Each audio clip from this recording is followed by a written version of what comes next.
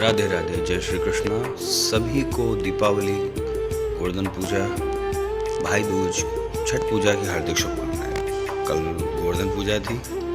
सुबह उठ करके जल्दी से धर्मपत्नी जी के द्वारा भगवान की पूजा का क्रम पूरा किया गया। गाय के गोबर से गोवर्धन जी महाराज की सुंदर सी प्रतिमा तैयार करके पूजा की गई। ये पद्धति माता जी के समय से ही चली आ रही है। माता जी ने जैसी भी प्रेरणा दी उस प्रकार से कार्य होता आ रहा है। फिर 56 भोग बनाने की प्रक्रिया प्रारंभ हुई, क्योंकि संध्या के समय 56 भोग लगा करके ही गोवर्धन महाराज को बाहर त्योड़ी पर बिठाया जाता है। तो प्रातःकाल में सबसे पहले हलवे का भोग लगाया गया, मूंग के दाल का हलवा बना करके। उसके बाद 56 भोग बनना प्रारंभ हुए। एक एक करके सारे प्रसादी को तैयार किया गया। कुछ प्रसादी मिष्ठान इत्यादि बाहर से भी लाए गए। शेष अधिकतर वस्तुएं घर पर ही प्रसाद के रूप में तैयार हुई। बड़ा सौभाग्य का विषय होता है जिस घर में गोवर्धन महाराज की पूजा हो, सेवा हो। गोवर्धन जी का जिस घर में पूजन होता है उस घर में कभी भी अन्न, वस्त्र, पात्र की कमी नहीं होती। इसलिए हर वैष्णव को गोवर्धन जी की पूजा अवश्य करनी चाहिए और अपने घर में सुख संपत्ति की कामना करते हुए गोवर्धन जी से प्रार्थना करनी चाहिए।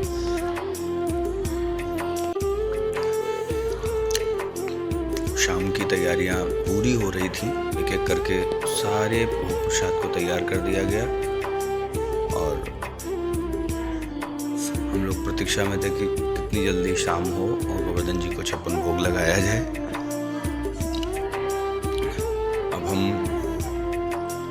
सभी भोग प्रसादी को तैयार करके और धीरे धीरे मंदिर में जाकर के रखने लगे। गोवर्धन नाथ को बाहर बिठाया गया। सुंदर सी चौपूर के त्योड़ी पर गोवर्धन नाथ जी बैठे।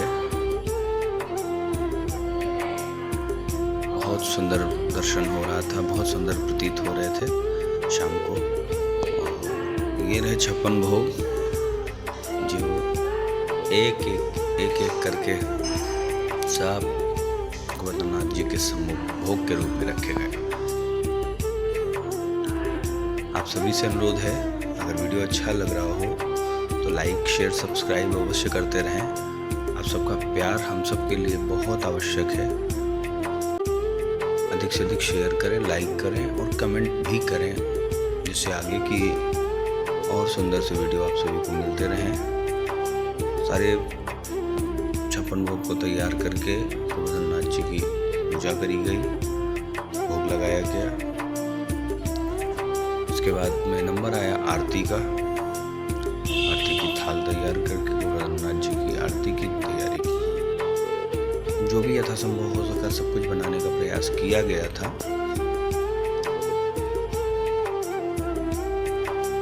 अब हम करेंगे गोवर्धन नाथ जी की आरती।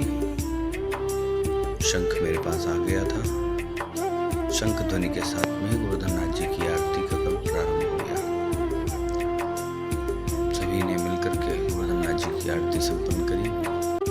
पिताजी के द्वारा पहले गोवर्धन नाथ जी की पूजा और भोग प्रसादी कर दी गई थी। वो वीडियो में नहीं आ पाया। फिर आरती हुई। सारे आए हुए जितने भी भक्त थे सभी ने एक एक करके आरतियां संपन्न करी। आरती हुई।